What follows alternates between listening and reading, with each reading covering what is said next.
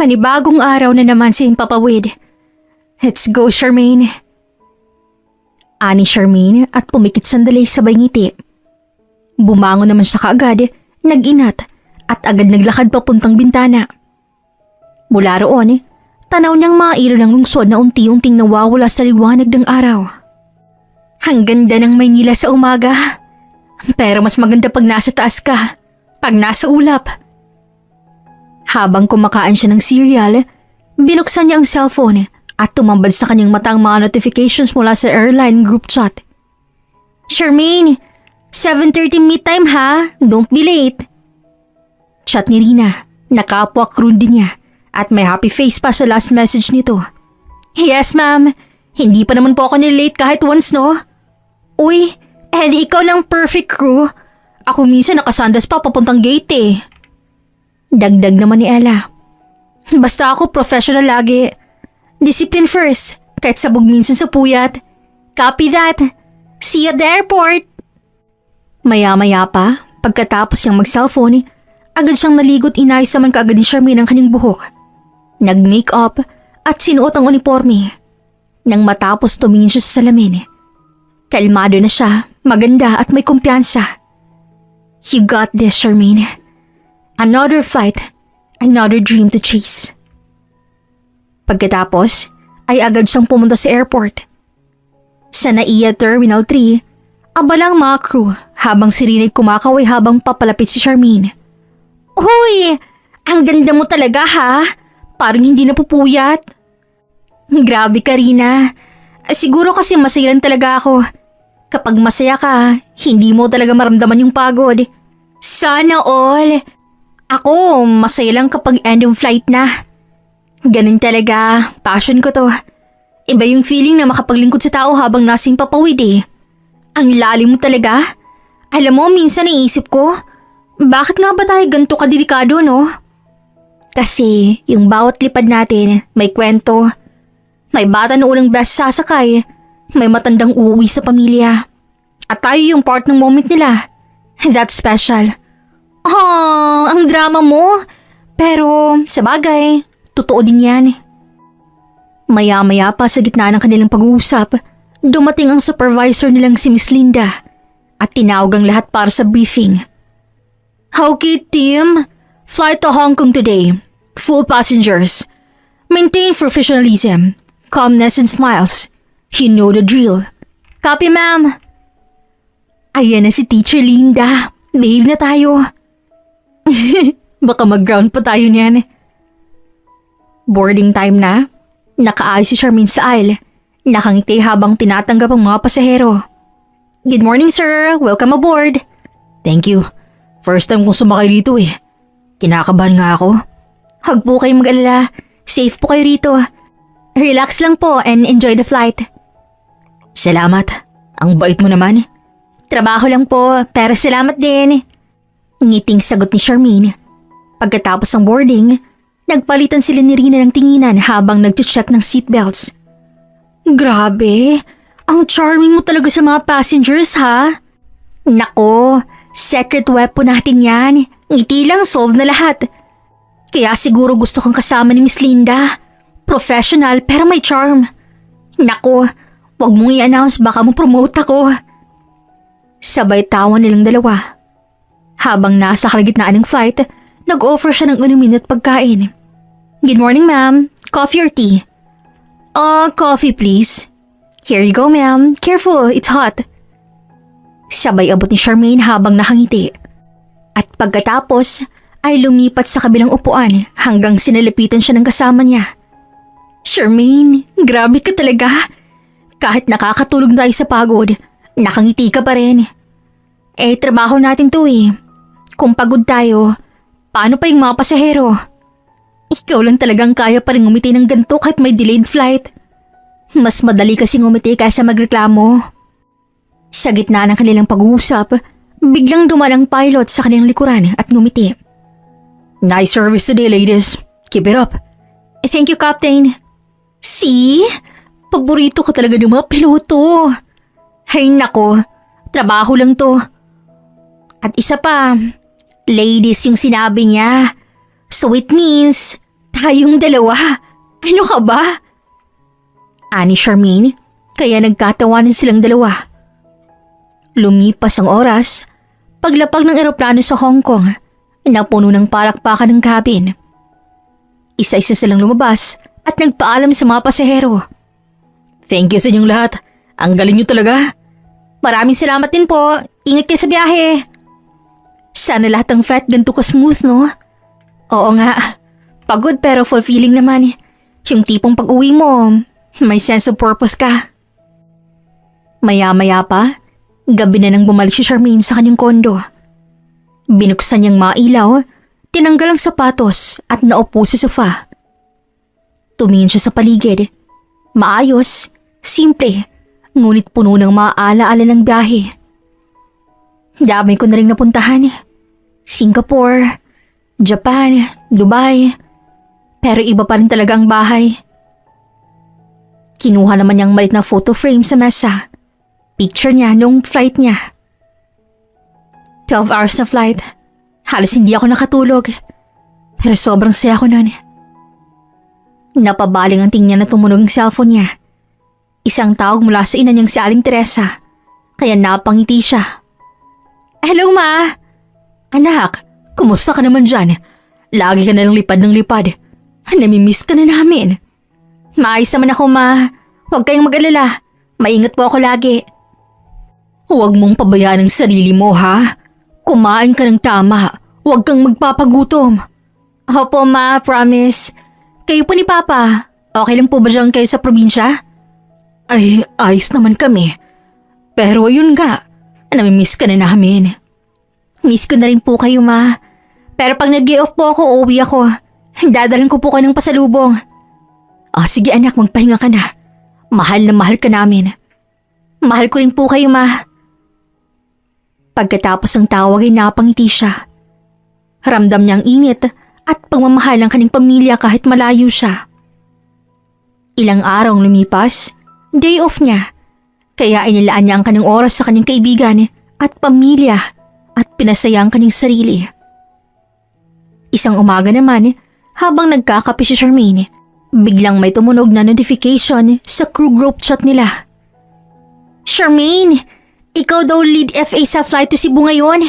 May VIP passenger din, FYI. Ay wow, pressure. Sino raw? Wala pang name eh.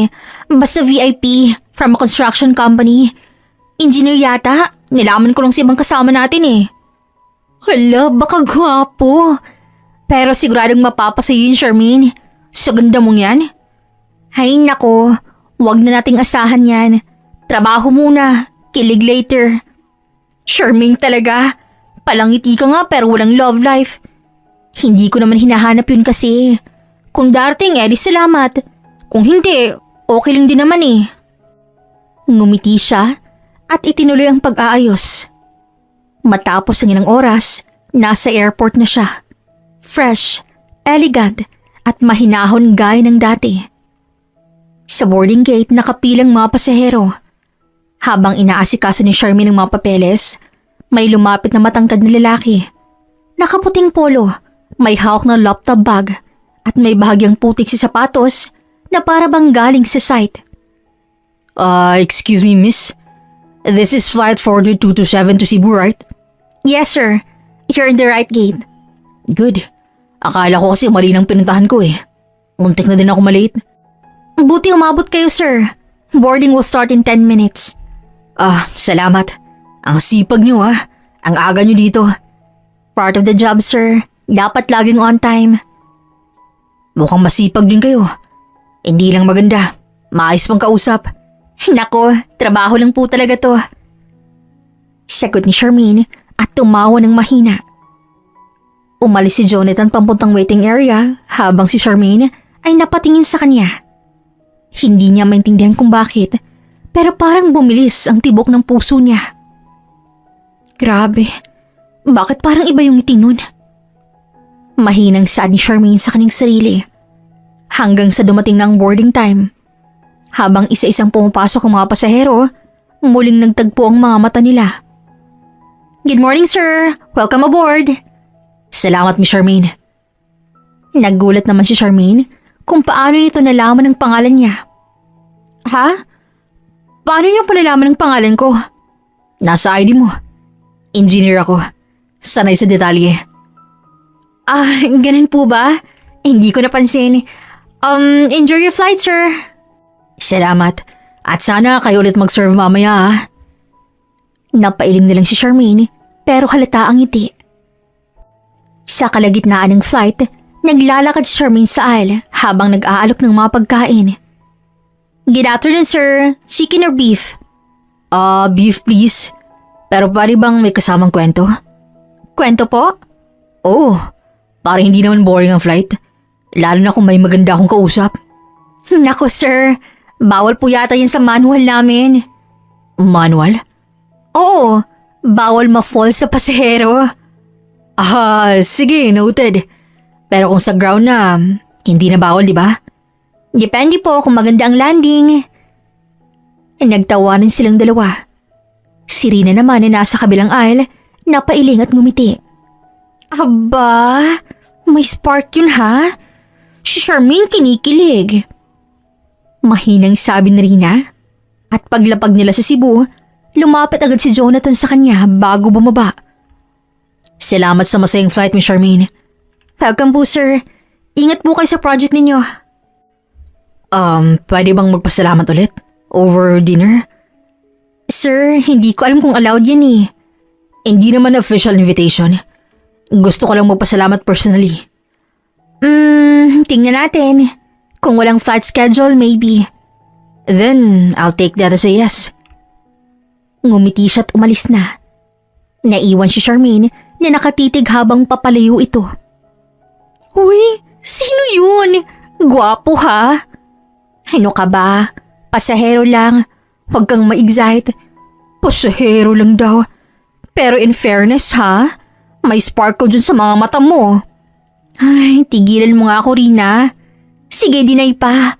Pero, alam mo, baka yun na yung VIP ni engineer. Naku, Charm. Huwag mo nang sayangin kung liligawan ka nun, ha? Natatawang sabi ni Rina. Pero umirap lang si Charmaine at ngumiti ng bahagya. Hanggang kinabukasan, habang nasa coffee shop si Charmaine, nagulat siya nang may tumapik bigla sa kanyang likod. Hindi ko alam na dito ka rin pala nagkakape. Oh, Sir Jonathan? Wow! At naalala mo pangalan ko agad ha? Kayo po kasi, madaling tandaan. Yung laging late pero charming. Charming talaga?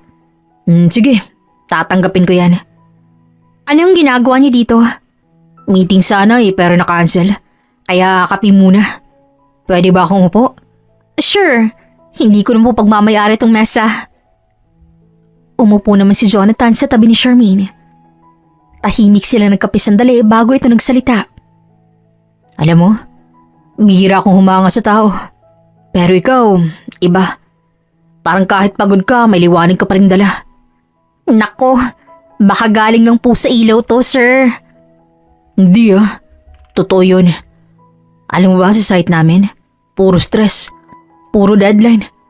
Pero ngayong nakausap kita, parang may pahinga. Salamat po. Pero siguro kasi magaan lang talaga po akong kausap. At siguro rin, magaan kang mahalin. Natigilan naman si Charmaine na tila napatulala. Pagkatapos ay natawa ng mahina. Sir, kakakilala pa lang natin Huwag mo naman agad i-fast forward. Engineer ako. Sanay sa mabilisang project. Pero ako, gusto ko ng matibay na foundation. Kaya dahan-dahan lang, chill lang. Fair enough. Well, hindi ko naman din minamadali. Gusto ko lang talagang makilala ka. Mula noon, madalas na silang magka-chat. Sa bawat flight break ni Charmaine, nag-a-update siya kay Jonathan. Si Jonathan naman, nagsishare ng mga project site photos at daily kwento. Ang hirap magtrabaho sa site habang umuulan. Putik lahat. Ani Jonathan sa chat, kasabay ng isang selfie niyang basa. Nakangiti pa rin kahit halatang pagod.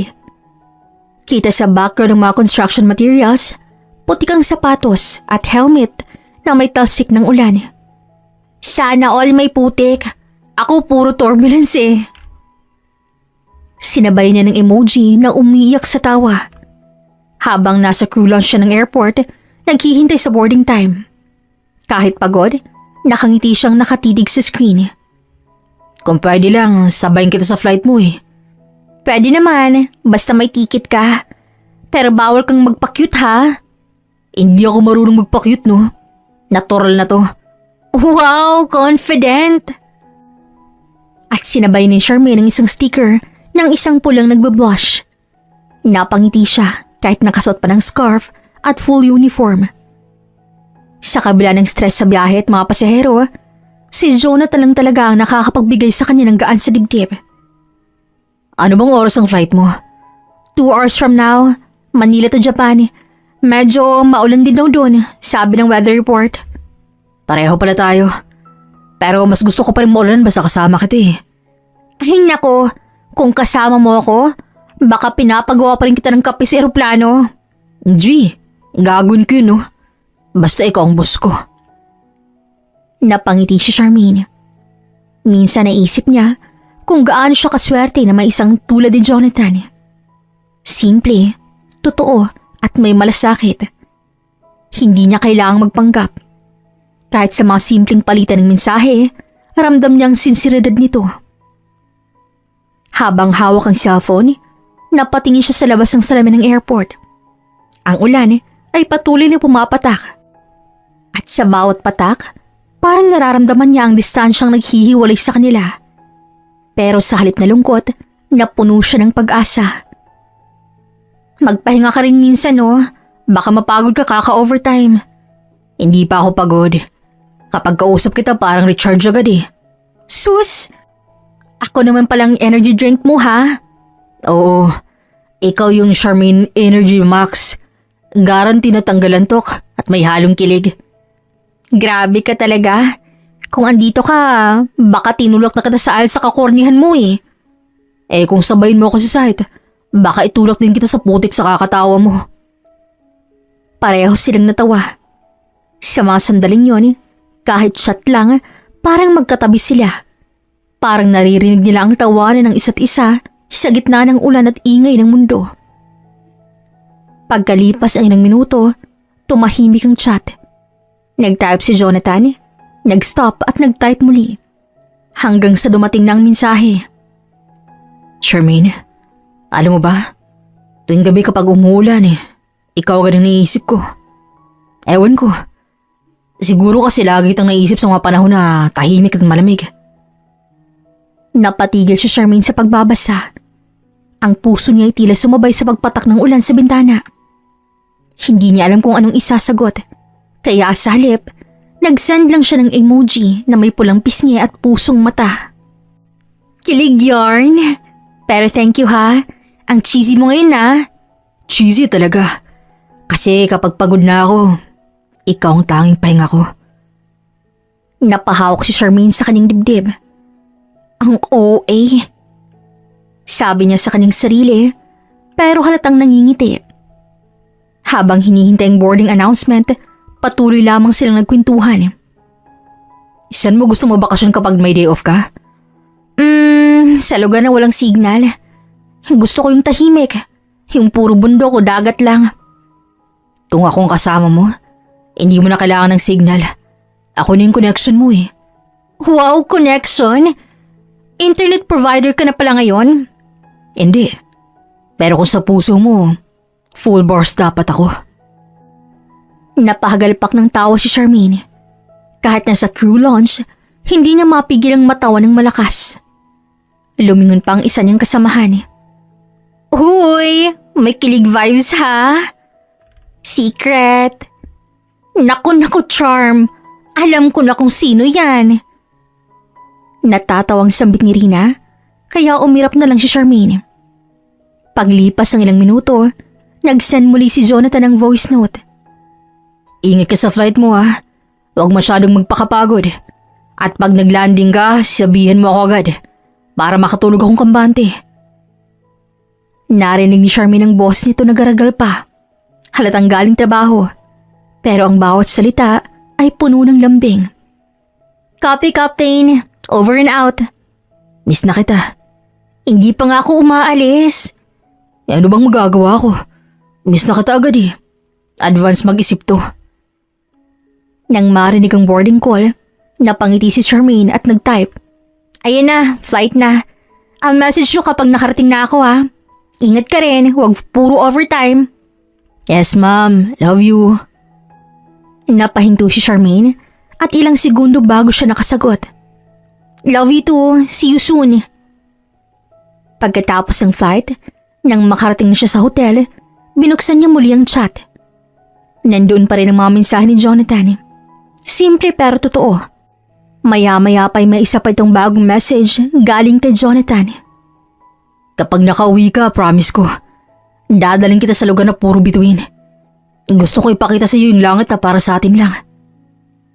At sa gabing yon, bago siya matulog, pinikit ni Charmaine ang kanyang mga mata, dalang bawat salitang yon. Hindi niya alam kung hanggang saan dadalhin ng tadhana ang kanilang relasyon, pero sa puso niya, alam niyang totoong nararamdaman nila sa isa't isa. Habang nakahiga sa kama ng hotel, humawak siya sa kanyang phone. Tinititigan ang pangalan ni Jonathan sa chat. Napangiti siya at bumulong. Sana lagi kang ganito. Simple, sweet, totoo. At bago siya tuluyang makatulog, nag-type siya ng huling mensahe para kay Jonathan. Good night, love. Kita tayo sa mga bituin. Sa bawat araw, unti-unti siyang nasasanay sa presensya ni Jonathan. Sa mga mensahe nitong nag-aalaga, sa mga simpleng ingat ka sa flight, at sa mga tawag bago siya matulog. Isang gabi, habang nakaupo si Charmaine sa balcony, tumawag bigla si Jonathan. Hello, Miss Flight Attendant. Hello, Mr. Engineer. Late ka. Overtime ba? Medyo. Pero gusto ko marinig boses mo bago ako matulog eh. Naku, baka mamaya maadik ka dyan ha. Addicted na nga siguro ako sa mga kwento mo. Naku, puro ka bola. Hindi to bola ah. Sa totoo lang, along bang sa tuwing nakikita ko yung mga eroplano sa langit, ikaw galing naaalala ko? Bakit naman? Kasi pareho kang mataas. Hindi madaling abutin. Pero kapag nariyan ka, gumagaan yung mundo. Natahimik naman si Charmaine at ramdam ang kilig. Jonathan? Ang galing mong magsalita. Pero sana lang, totoo lahat ng yan. Kung hindi totoo, hindi sana kita tinawagan ngayon. Matagal silang nag-usap hanggang sa halos madaling araw na. Pagkababa ng tawag, napangiti si Charmaine at hinawakan ang puso niya. Ay, bakit parang iba siya? Ani Charmaine at ngumiti. Ilang linggo pa ang lumipas, madalas na silang magkita kapag day off ni Charmaine. Minsan sa park, minsan sa cafe, minsan sa tabi lang ng airport habang pinapanood ang mga eroplanong lumilipad. Sarap siguro ng feeling, no? Yung nasa taas ka. Sarap pero delikado din. Kailangang kalmado ka palagi. Parang love? Ha? Kapag hindi ka kalmado, babagsak ka. Ngumiti lang si Charmaine dahil sa sinabing yun ni Jonathan. Ang lalim mo rin pala? Hindi ako malalim. Marunong lang talaga akong magtansya ng tama. Ano sa tingin mo? Tama to? Hindi ko alam kung tama. Pero alam kong totoo. Tumahimik naman sila sandali at hangin lang ang naririnig. Sa pagitan ng mga ulap at ingay ng eroplano, tila may koneksyon na hindi nila kayang maitago. Jonathan? Yes? Salamat ha. Kasi kahit busy ka, lagi kang andyan. Of course. Alam mo kahit gaano ka busy, kung mahalaga yung tao, may oras ka. Ngumiti si Charmaine, pero sa loob-loob niya may takot. Takot na baka ito'y isang kwento lang nalilipas. Hanggang isang araw, habang pauwi si Charmaine galing flight, may natanggap siyang mensahe. Pwede ba kitang sunduin? Ha? Naku, hindi na. Malapit lang naman ang kondo ko. Please? Gusto ko lang talagang makita ka.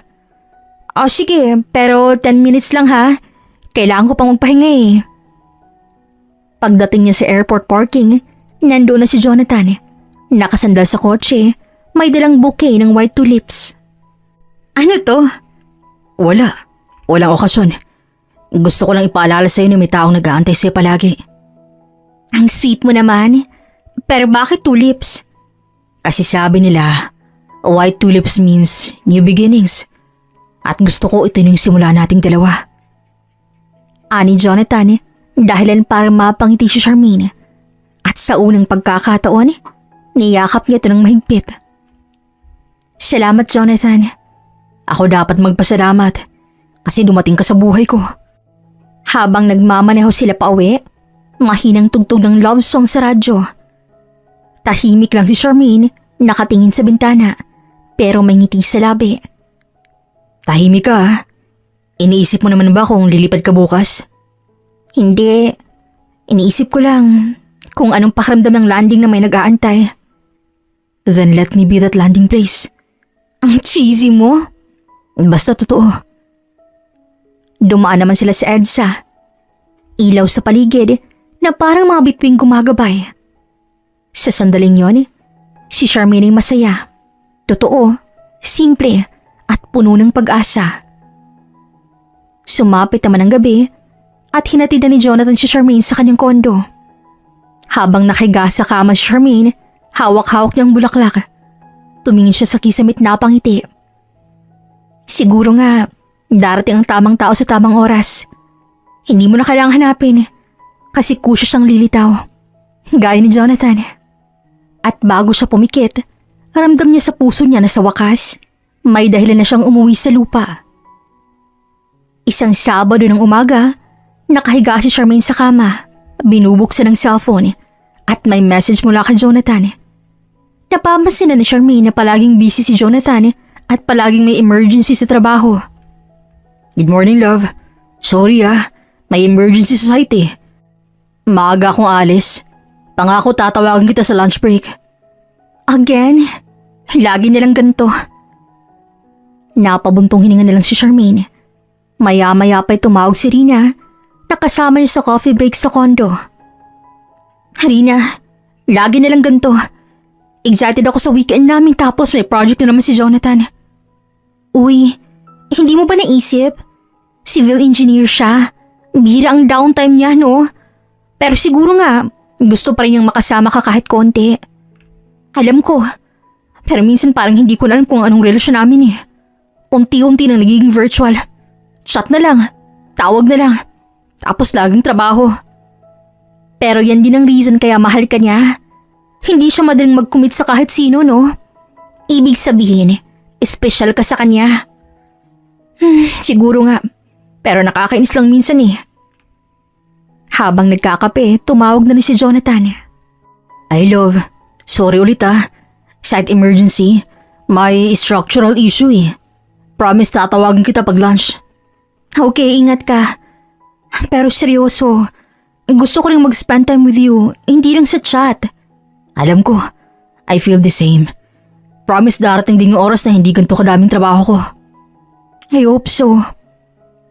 Pagkatapos naman ng tawag, napatingin si Charmaine sa labas ng bintana. Nakita niyang mga ulap na dahan-dahang dumadaan sa langit. Parang ganito na lang laging relasyon naming dalawa. Dahan-dahan, minsan unpredictable. Pero kailangan lang matyaga. Sa isang weekday, nasa airport si Charmaine, papuntang Davao. Nakita niya ang mga pasaherong abala. Nagmamadali, pero may isang pamilyar na mukha sa boarding gate. Si Jonathan, na may daladalang laptop at helmet. Jonathan? Anong ginagawa mo dito? I love, bihira lang ako mag-Cebu flight. Tapos may inspection sa site dito eh. I thought I'd surprise you. Wow, surprise nga. Pero mukhang pagod ka. Oo, pero worth it naman. Gusto ko lang makita ka kahit 10 minutes lang. Sana marami pa yung minutes, hindi lang 10. Minsan kailangan mo na mag-adjust sa reality eh. Pero habang andito, gusto kong gawin mo feel na special ka. Tahimik silang naglakad papunta sa boarding gate. Halatang init ng damdamin sa pagitan nila kahit konti lang ang kanilang oras. At pagkatapos silang magkita sa flight naman, habang nagtatrabaho si Charmaine sa galley, napatingin siya sa window at napaisip. Rina, minsan gusto ko nalang i-drop lahat eh. Pumunta sa site, samahan si Jonathan para makita ka siya more often. Charmaine, alam mo rin naman hindi ganun kadali yun. Pero kung mahal mo siya, magtiyaga ka lang. Alam ko, pero nakakainis lang eh. Minsan parang busy siya sa trabaho kaysa sa relationship naming dalawa. Pero isipin mo Charmaine, hindi siya nagkulang sa effort. Kahit konti lagi siyang nag-chat, tumatawag. Ibig sabihin iniisip ka niya. Naku, ang swerte mo na kasi VIP na engineer sumakay lang sa plano natin eh. Nakataluyan mo. I know. Pero minsan gusto ko lang kasi ng simpleng dinner together eh. Walang laptop, walang call, walang projects. Pagkatapos ng flight, nakatanggap si Charmaine ng message mula kay Jonathan. Thanks for today ah. Alam kong konti lang oras natin pero thank you. Dahil naiintindihan mo ako. I love you. I love you too. Pero sana may more days na walang trabaho. Napangiti na lang si Charmaine, ngunit may halong lungkot. Ilang linggo pang lumipas, nagkita sila sa isang mall sa Makati dahil may dinner reservation. Ngunit habang nag-uusap, tumawag ang cellphone ni Jonathan. Sorry love ah. Kailangan ko lang sagutin to. Site emergency daw. Again? Parang lagi na lang ganito. I know. And I hate it too. Pero hindi ko pwedeng i-ignore eh. Promise, di na tayo ulit bukas. Okay na. Pero hindi lang next time, promise. Promise. Salamat sa understanding mo, love. Pagkatapos ay tumingin siya sa mukha ni Charmaine. Ramdam niya ang galit at lungkot sa mga mata ng nobya. I hate saying like this, but I swear, everything I do, para sa future nating dalawa. Alam ko, pero minsan gusto ko lang ramdam ka bilang tao, hindi engineer. Hindi na nakasagot pa si Jonathan at umalis ng bigla si Charmaine. Isang gabi habang nasa bahay ng dalaga, nagtatrabaho siya sa personal project habang si Jonathan ay nasa site call. Rina, minsan parang hindi ko na kaya. Lahat projects na lang, projects. Parang wala na siya sa akin eh.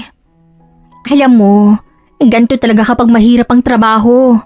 Pero kung mahal mo siya, dapat magtiyaga ka lang. Alam ko naman yun. Pero nakakapagod eh. Gusto ko lang naman na may konting panahon kami, kahit simple lang. Sandali siyang tumigil. Tiningnan ang litrato nilang dalawa ni Jonathan nung una silang magkita. Parang noon simple lang. Ngayon, laging may kalakip na pressure.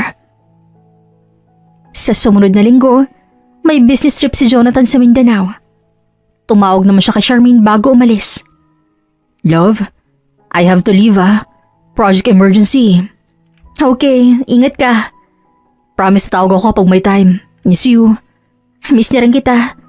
Pero sana may time ka rin para sa akin. I will. Babalik ako sa weekend. We'll have our moment.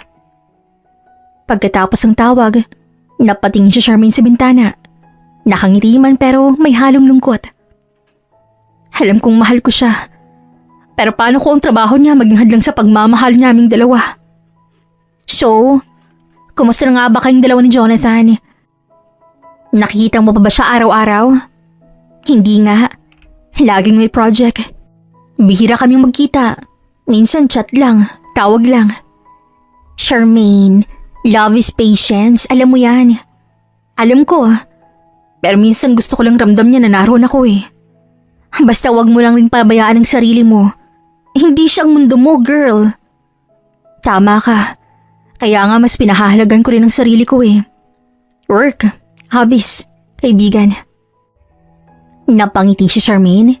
Haramdam ang determinasyon na magtiyaga sa kanilang relasyon. Pero hindi ibabato ang sariling kaligayahan.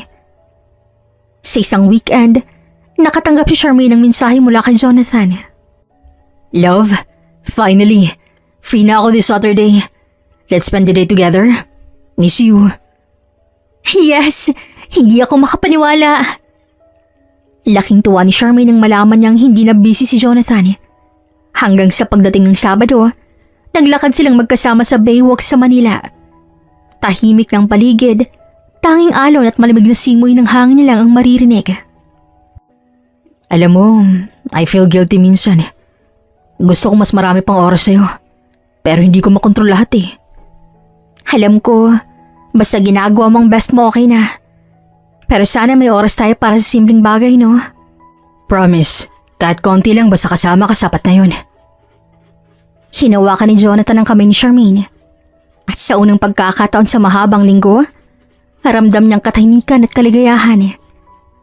Maya-maya pa'y hindi nila namalayan na hapon na pala. Nakaupo silang dalaw sa bench at tanaw ang sunset. Kahit gaano ka busy, gusto kong malaman mong ikaw ang priority ko sa puso ko. Salamat, Jonathan. Alam ko namang busy ka pero ramdam ko pa rin na nagmamahal ka sa akin. At minsan sapat na yun para maging masaya ako.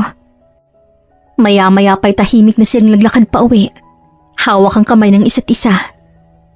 Sa kabila ng abala at puyat, ramdam nila ng relasyon ay lumalalim. Unti-unti, dahan-dahan man, ngunit matatag. Isang Sabado ng umaga, nasa bahay si Charmaine, abala sa pag-aayos ng mga gamit para sa kanyang flight. Habang nagmamadali, may tumunog na notification sa cellphone niya. Love, huwag kang mag-alala sa oras mo ngayon ha. May surprise tayo mamaya. Basta be ready at huwag magpaka-busy. Surprise? Ano kaya to? Birthday ko ba? Hindi, mas espesyal. Hintayin mo lang. Habang nagtatrabaho sa airport, hindi mapigilin ni Charmaine ang excitement. Sa bawat pasaherong nakikita niya, naiisip niya kung anong sorpresa ni Jonathan. Pagkatapos ng flight, bumalik si Charmaine sa kondo. Nakaputi at malinis ang sala. May mga kandila at bulaklak. Bigla siyang tinawag ng kaibigan ni Serena sa video call. Uy, ang ganda ng setup ng sala mo ha? May special event ba? Hindi ko alam rin eh. Sabi lang ni Jonathan may surprise daw. Excited nga ako pero medyo nininervyos. Nininervyos ka? Wag uy. Mag-excited ka lang dyan. Baka proposal na yan. Baka nga. Pero hindi ko alam kung handa na ako. Habang naghahanda si Charmaine, biglang tumunog ang doorbell. Agad siyang tumayo at binuksan ang pinto. Nakita niya doon si Jonathan na nakasuot ang formal na suit. May hawak na maliit na velvet box. At halos huminto ang mundo niya. Jonathan? Ano to? Love, gusto ko lang itanong sa'yo ang pinakamalagang tanong sa buhay ko. Tumango siya at nagulat sa intensidad ang tingin ni Jonathan. Dahan-dahan niyang binuksan ang velvet box at nakita ang napakagandang engagement ring. Charmaine, ikaw ang babaeng gusto ko makasama habang buhay. Ikaw ang inspirasyon ko, ang kaligayahan ko, at ang rason kung bakit masaya ako sa bawat araw. Papatuloy mo ba ako mahalin at maging asawa ko? Tumigil si Charmaine sandali na halos hindi makapaniwala. Ang puso niya ay bumalik sa tibok at ramdam ng init ng pagmamahal ni Jonathan. Oo, Jonathan. Yes. 1,000 times yes. Salamat, love. Pinapangako kong hindi kita bibiguin. Lahat ng efforts ko para sa atin. Alam kong ginagawa mo para sa atin ang lahat at mahal na mahal kita. Tumagal sila sa isang mahigpit na yakap. Tanging katahimikan at puso nila ang naririnig. Sandali lang ay may narinig na mapalakpak sa labas. Ano yun? Baka may nakakita sa surprise o baka gusto rin nating ipagdiwang sa kaibigan natin. Tumawa naman si Charmaine. Humarap siya kay Jonathan at tiningnan ito sa mga mata. Alam mo, kahit busy ka lagi, ngayon ramdam ko talaga na ikaw ang priority ko. Hindi lang sa salita, kundi sa gawa. Love, promise, kahit gaano ka busy, ikaw lagi ang first. Ikaw ang reason kong gumising sa umaga. I love you, Jonathan. I love you too, Charmaine. At excited na ako simulan ng next chapter nating dalawa. Pagkatapos ng proposal, dumating ang mga kaibigan at ilang crew na nakatago sa kondo. May cake, champagne at mga dekorasyon. Ang halakat at saya ay bumalot sa buong lugar. Congrats, Charmaine! Congratulations, Jonathan! Finally! Alam namin talagang yes ang sagot mo. Salamat sa suporta niyo, guys. Grabe, hindi ko pa rin talaga ma-process. Jonathan, ang galing mo talaga. Charmaine, ang saya ko na pinili mo ako. Promise, exciting ang buhay natin mula ngayon. Exciting at puno ng love. Kahit busy ka pa, Jonathan. Natawa silang dalawa, sabay humalik at nag-raise ng champagne. Ramdam ni Charmaine na kahit may abala sa trabaho, ang relasyon nila ay mas matibay at mas puno ng pagmamahalan kesa dati. Sa gabi, naglakad sila sa terrace habang tinitingnan ng mga ilaw ng lungsod. Love, alam mo, may sorpresa rin ako sa future nating dalawa. Promise, lahat ng pangarap natin, sabay nating gagawin. Jonathan, basta kasama kita masaya na ako. Basta wag mong kalimutan na kahit busy ka, minsan kailangan natin ng simpleng moments. Oo, simple moments. I will always make time for you. Pangako yan. Tahimik silang naglakad, hawak ang kamay ng isa't isa. Sa ilalim ng mga bituin, ramdam nila ang bagong simula. Hindi lang bilang magkasintahan, kundi bilang magka-partner sa pagbuo ng isang masayang pamilya. Lumipas ang ilang buwan nilang pagsisama. Dumating na ang isang pinakahihintay nilang araw. Ang kanilang kasal. Si Charmaine ay abala sa bridal suite.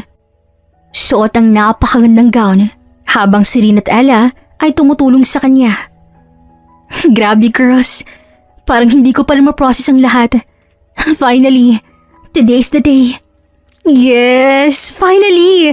Magiging Mrs. Jonathan Galvez ka na. Nakakakilig! Sobrang excited na rin ako. Ikaw ang pinaka-beautiful bride ever, Charmaine. Salamat, girls. Pero, ang dami ko pang iniisip eh. Sana smooth ang lahat sa ceremony. Nakangiti si Charmaine, pero halatang kinakabahan. Samantalang sa kabilang kwarto, si Jonathan ay abala sa pag-ayos ng suit kasama ang kanyang best man. Bro, okay na ba ang attire ko? Perfect. Huwag kang kabahan ha. Mas lalo kang gagwapo kapag smiling ka. Hindi ko maiwasan eh. Excited na ako makita si Charmaine sa aisle. Huwag mo lang pagkamalan. Simula ng journey nyo, may stress na rin. Pero ngayon enjoy lang. Lumipas ang ilang araw, nakarating na ang guest sa venue. Ang ceremony hall ay punong-puno ng bulaklak, kandila at malambot na ilaw. Si Charmaine ay handa na sa aisle. Huling sandali na to bilang single. Jonathan, andito na ako. Ani Charmaine sa kanyang sarili habang hawak-hawak ang bouquet. Maya-maya pa'y biglang bumukas ang pinto at nakatayo si Jonathan sa altar. Nakasuot ng eleganting suit, halatang kinikilig at humihinga ng malalim. Habang naglalakad si Charmaine sa aisle, nagtagpo ang kanilang mga mata. Halos suminto ang mundo nila sa sandaling yun. Halos hindi marinig ang mga bisita at tangi ang tibok ng puso na lang nila. Jonathan, Charmaine. Dumating sila sa altar at nagsimula ang officiating. Tahimik ang lahat at ramdam ang momentum na yun. Do you, Jonathan, take Charmaine to be your lawfully wedded wife? I do. And do you, Charmaine, take Jonathan to be your lawfully wedded husband? I do. Biglang napuno ng palakpakan at halakhak ang venue. Hinawakan nilang kamay ng isa't isa at sa unang halik bilang mag-asawa, ramdam nila ang tunay na kaligayahan. Pagkatapos ng seremony sa reception hall, nagsalita si Jonathan. Ladies and gentlemen, thank you sa pagsaksi sa aming kasal. Charmaine, alam mo namang mahal na mahal kita. Excited na akong simulan ng bagong chapter nating dalawa. Jonathan, salamat. Mahal na mahal din kita. At ready na akong harapin ang lahat ng adventure kasama ka. Pagkatapos, ay nagtaas ng champagne at nagtoast ang lahat ng guest. Halata ang kilig at saya sa paligid. Ngunit ilang araw pagkatapos ng kasal, nagsimula ang unang hamon nila, Jonathan. Si Jonathan ay abala na naman sa projects ng kumpanya. At ang kanilang honeymoon ay nagpaliban. Jonathan, hindi ba tayo mag-honeymoon agad pagkatapos ng kasal? Love, may client emergency sa Cebu. Kailangan kong pumunta. Pangako, as soon as possible pupunta tayo. Pero gusto ko sana ng sandaling magkasama lang tayo bago ka tuluyang maubos sa work mo. Alam ko, believe me love, gusto ko rin naman yun eh. Pero kailangan lang muna to para sa future nating dalawa. Natahimik si Charmaine, ramdam ang disappointment. Ngunit alam niyang hindi intensyon ni Jonathan na saktan siya. Okay, basta ingat ka. Sana matapos agad ang trabaho mo para mag-honeymoon na tayong dalawa. Pangako love, babalik ako agad. At pagkatapos noon, exclusive na tayong dalawa. Sana nga, pero alam ko namang busy ka. Hindi ko naman pwedeng pilitin ka. Salamat sa understanding mo love ha. Mahal na mahal kita.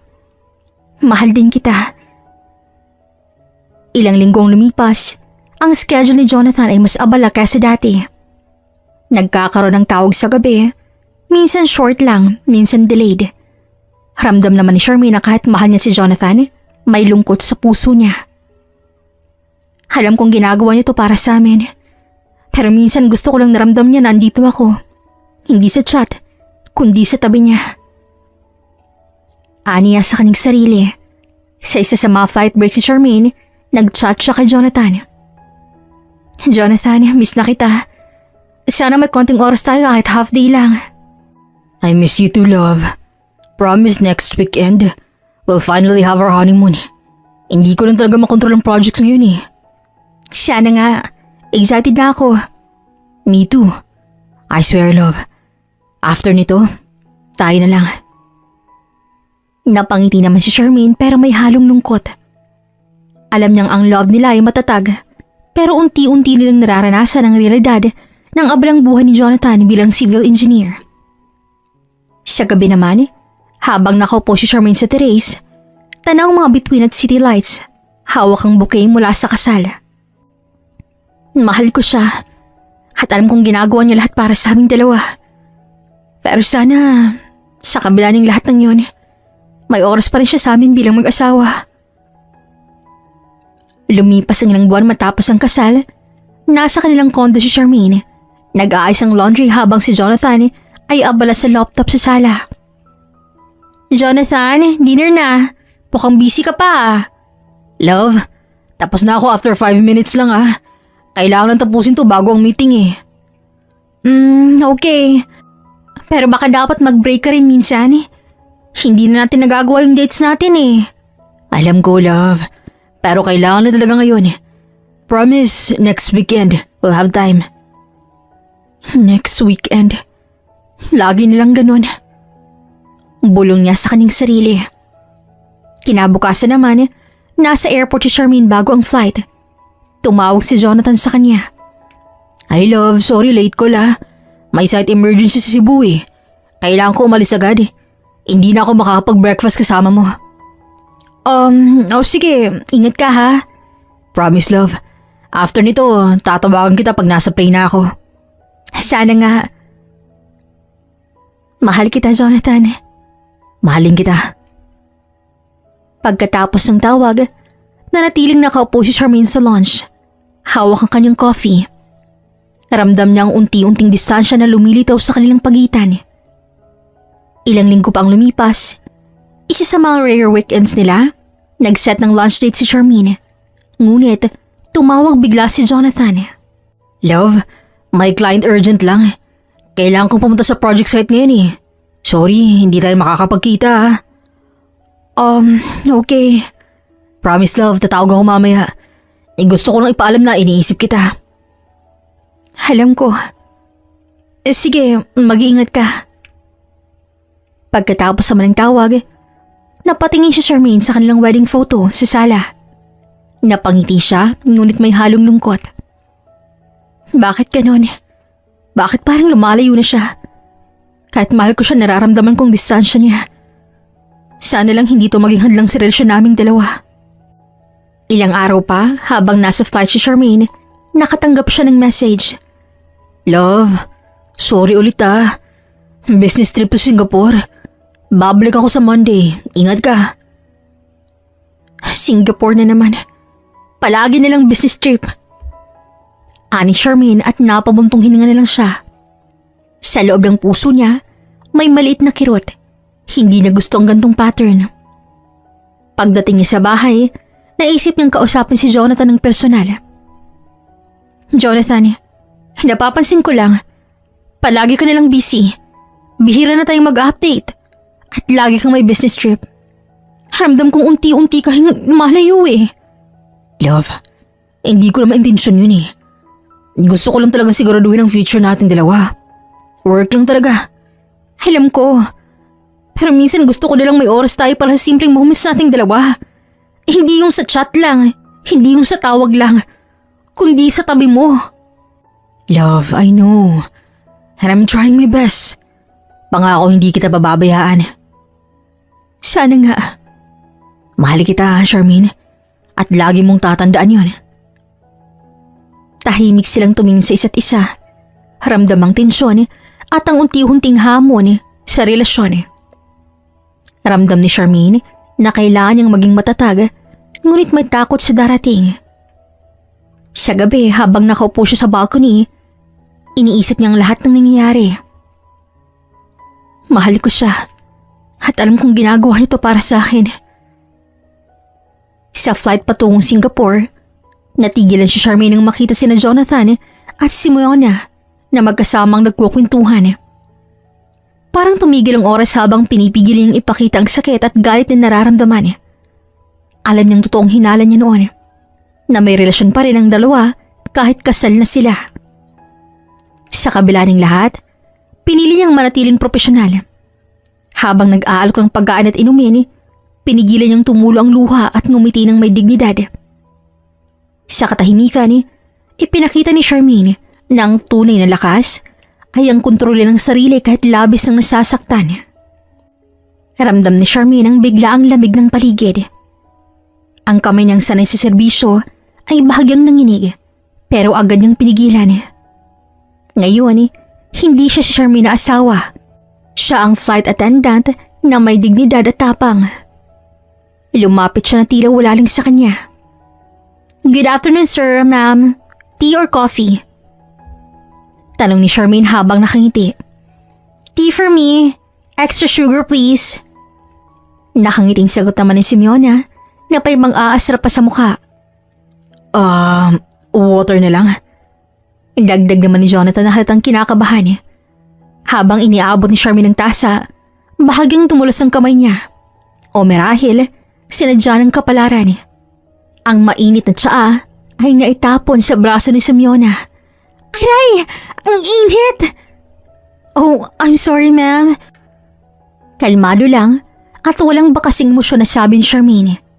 Tahimik siyang umiti, sabay abot ng tissue.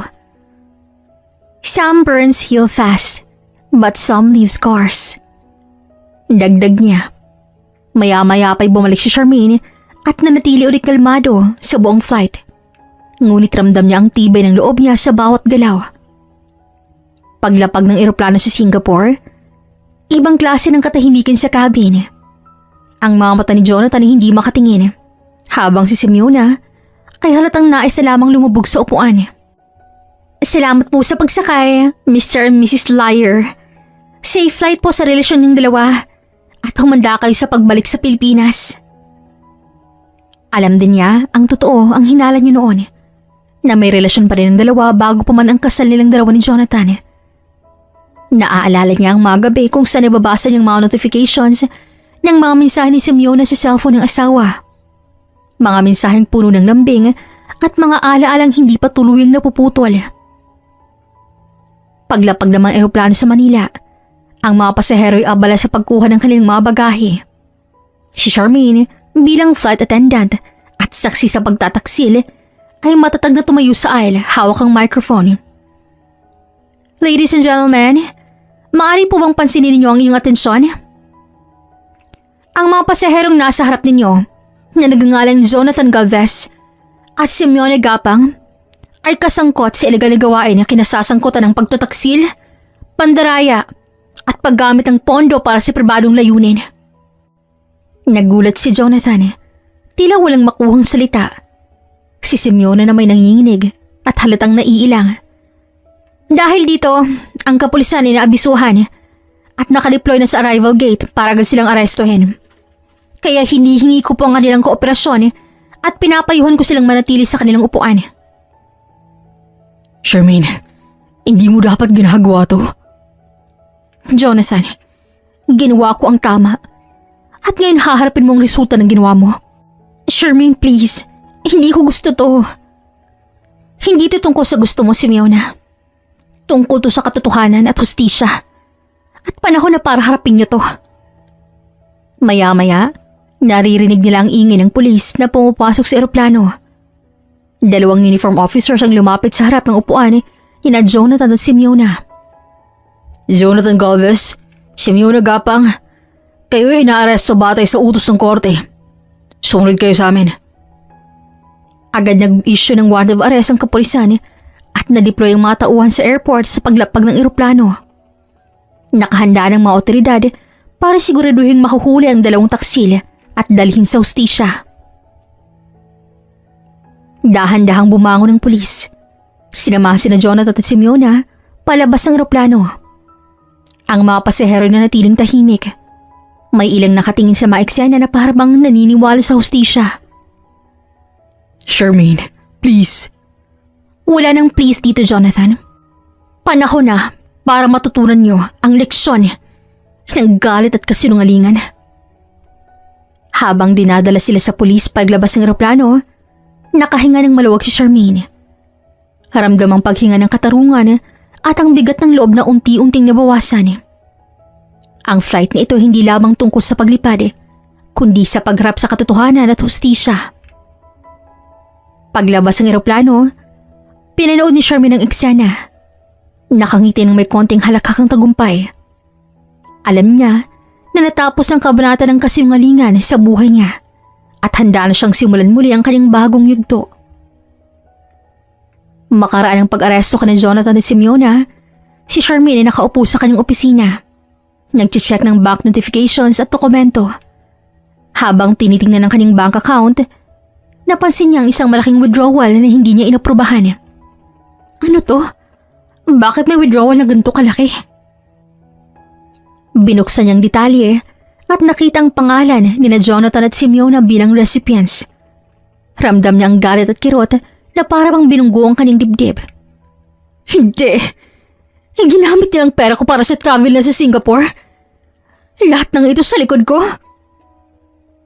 Tumawag siya agad ng pulis upang ilagdag ang bagong ebidensya sa kaso. Officer, may bagong ebidensya ako. Ginamit ni na Jonathan at Simeona ang pera ko para sa kanilang biyahe sa Singapore. Kailangan itong maisama sa kaso. Salamat, Miss Charmaine. Ito'y makakapagpanditi sa kaso laban sa kanila. Mas lalong maging mabigat ang magiging parusa. Ngayon, lahat ng kasinungalingan, pandaraya at pagtataksil ay haharap sa hustisya. Wala na silang puwang sa buhay ko. Pagkatapos ng lahat ng nangyari, unti-unting nagbagong mundo ni Charmaine. Bagamat ramdam pa rin niya ang kirot ng nakaraan, pinili niyang ilayo muna ang sarili mula sa mga trahedya at ibaling ang enerhiya sa trabaho. Araw-araw maaga siyang gumigising, nagsisanay at pinapabuti ang serbisyo sa bawat flight ng kanyang pinamumunuan. Hindi siya nagpadala sa lungkot o galit. Sa halip, ginamit niyang karanasan bilang lakas at inspirasyon para sa kanyang sarili. Sa bawat flight, siya'y naging mas maalam, mas matatag at mas mapagmatsyag. Hindi lamang siya nag-aasikaso sa comfort ng mga pasahero, kundi nagiging gabay din siya sa mga junior flight attendants. Tinuturuan sila ng disiplina, profesionalismo at kung paano maging kalmado sa mahihirap na sitwasyon. Ma'am Charmaine, paano mo nagagawa na kahit stressful ang flight, kalmado ka pa rin? Simple lang, control your emotions at laging isipin ang dahilan kung bakit ka andito. Para sa serbisyo, para sa sarili mo at para sa mga taong umaasa sa iyo. Habang lumilipas ang mga buwan, unti-unting nakikilala ang galing ni Charmaine. Hindi lamang sa loob ng airline, kundi pati sa mga management offices. Sa kanyang dedikasyon at determinasyon, nabigyan siya ng promotion bilang in-flight service manager. Charmaine, Napansin naman ang consistency at leadership mo sa bawat flight. Nais ka naming i-promote bilang in-flight service manager. Congratulations! Maraming salamat po. I promise to do my best at patuloy na gawing proud ang team natin. Sa bagong posisyon, mas maraming responsibilidad, ngunit ramdam ni Charmaine ang saya ng tagumpay. Siya na ang nagde-design ng flight procedures, nag-uorganisa ng training sessions at nagbibigay ng direktiba sa buong in-flight team. Hindi lamang siya pinapansin bilang flight attendant, kundi bilang leader, mentor at ehemplo ng determinasyon. Wow, Charmaine! You really earned this. From everything that happened, you came back stronger. Salamat, pero hindi lang to para sa akin. Para din to sa lahat ng naniniwala sa trabaho natin at sa mga pasaherong umaasa sa atin. Lumipas ang 5 taon mula nang huli niyang makita sina Jonathan at si Miona sa eroplano. Sa panahong yun, nagpatuloy siya sa buhay niya. Ngunit sa isang ordinaryong araw sa opisina, may kumalat na balita na nagpaikot sa kanyang matinding damdamin. Nakalayan ang mga taksil. Charmaine, narinig mo na ba? Si Jonathan at si Miona nakalaya na daw. Nakalaya? Pero ano nangyari sa kanila? Napatigil na lang si Charmaine sa pag-ayos ng schedule at huminga ng malalim. Dumating ang report sa kanya. Sa kabila ng kanilang pagkakalaya, halos wala ng kumpanyang handang tumanggap sa kanila. Ang kanilang reputasyon ay winasak ng nakaraan nilang panlilinlang, pagtataksil at pandaraya.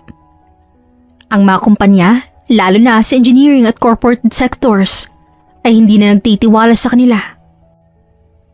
Lumipas ang ilang linggo at sa kanyang personal na oras, dumating ang isang liham mula kay Jonathan. Charmaine, alam ko na huli ng lahat. Nagkamali ako noon. At alam kong wala na akong karapatang humingi ng muling pagkakataon. Naiintindihan kong sakit na ibinulot ko sa'yo. At humihingi ako ng patawad sa lahat ng nasaktan ko. Alam kong hindi mo na ako may babalik sa buhay mo. Ngunit nais kong malaman mong nagsisisi na ako. Ani Jonathan sa sulat. Si Charmaine naman ay huminga ng malalim. Binasa ang bawat salita, ngunit hindi nagpakita ng emosyon sa labas. Sa loob, ramdam niya ang lakas at kalinawan. Wala na siyang puwang para sa galit o panghihinayang.